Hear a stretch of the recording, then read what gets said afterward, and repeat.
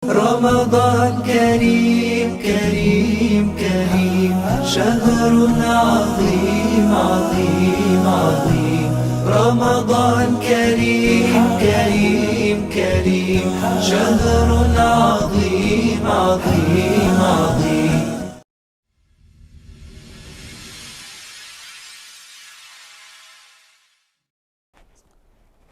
Assalamualaikum warahmatullahi wabarakatuh.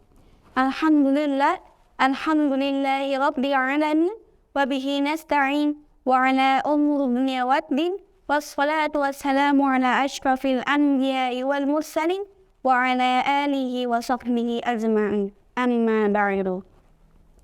Alhamdulillah, pertama-tama mari kita panjatkan puji dan syukur atas nikmat yang Allah berikan, nikmat sehat dan juga nikmat iman. Salawat serta salam tak lupa kita junjungkan kepada Nabi besar Muhammad Sallallahu Alaihi Wasallam yang telah membimbing kita dari zaman jahiliyah menuju zaman terang benderang seperti saat ini. Baiklah, sahabat thayyibah yang dirahmati Allah, kembali lagi pada acara serpihan Ramadan. Hari ini saya akan membawakan ayat yang berbunyi, A'udzu billahi minasy syaithanir rajim. Laisa 'alaika hudahum walakinna Allaha yahdi man yasha'. Wa ma tunfiqu min khairin fali'anfusikum wa ma tunfiquna illa ibtigha'a wajhillah wa ma tunfiqu min khairin yuwaffa ilaikum wa antum la tuzlamun. Yang artinya, bukanlah kewajiban bagimu Muhammad untuk menjadikan mereka mendapatkan petunjuk, tetapi Allah lah yang memberi petunjuk kepada siapa yang Dia kehendaki. Jadi di sini Allah berfirman kepada Rasulullah bahwa bukanlah suatu kewajiban bagi Rasulullah untuk memberikan hambanya petunjuk. Jadi contoh, kita punya teman sefulannya, selama ini suka berbuat keji, suka berbuat kejahatan, terus juga melalaikan sholat, terus tidak mengikuti syariat Islam. Lalu kita kewajiban kita sebagai sesama muslim, sebagai saudara sesama muslim adalah memberitahukan kepada si fulana bahwa dia harus berbuat baik loh, dia harus menunaikan sholat loh, dan dia juga harus mengikuti syariat Islam yang baik loh, kayak gitu. Nah di situ poin pentingnya adalah apa? Jadi tidaklah kita akan tergerak hatinya untuk memberitahukan kepada si fulana ini kalau dia harus berbuat baik, berbuat kebajikan, terus harus menunaikan sholat, kalau bukan karena atas izin Allah. Jadi jika Allah tidak menghendaki si fulana mendapatkan petunjuk, niscaya tidak akan ada yang bisa memberitahu kepada dia bahwa dia itu sedang mendalam kesesatan gitu. Terus di ayat selanjutnya, wa ma tunfiqu min khairin fali'anfusikum wa ma tunfiquna illa ibtigha'a wajhillah.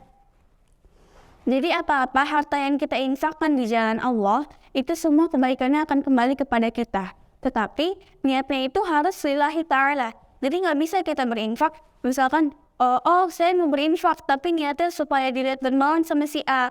Saya mau berinfak supaya dibilang baik kayak gitu. Itu nggak bisa. Jadi kita tidak akan mendapatkan apa-apa. Jadi sebenarnya hangus kalau kita niatnya berinfak untuk dipandang manusia semata. Jadi kita kalau berinfak niatkan harus lillahi ta'ala, hanya karena Allah Ta'ala, dan itu semua pahala akan kembali ke kita. Dan jika misalkan aku udah berinfak nih lillahi ta'ala, tapi nggak semua kebaikan-kebaikan aku belum ada gitu, belum kelihatan. Nah itu bisa jadi pahalanya nanti akan diganti di akhirat kelak. Justru jika kita berbuat suatu kebaikan di dunia dan dibalasnya itu di akhirat, itu dibalasnya akan berlipat ganda dibandingkan kita dibalas langsung di dunia gitu.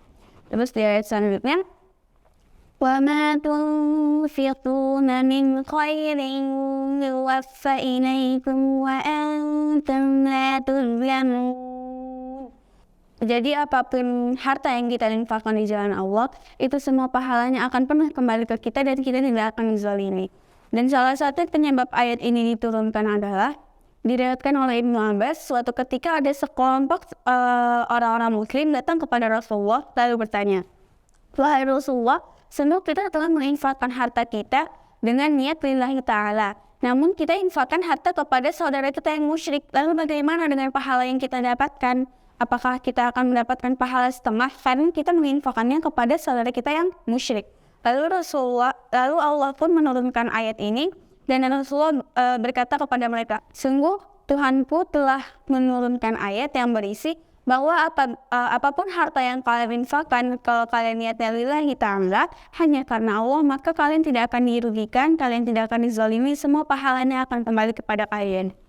Jadi di sini kita diperintahkan untuk berinfak, tapi infaknya itu harus lillahi ta'ala, bukan karena hal-hal yang lain.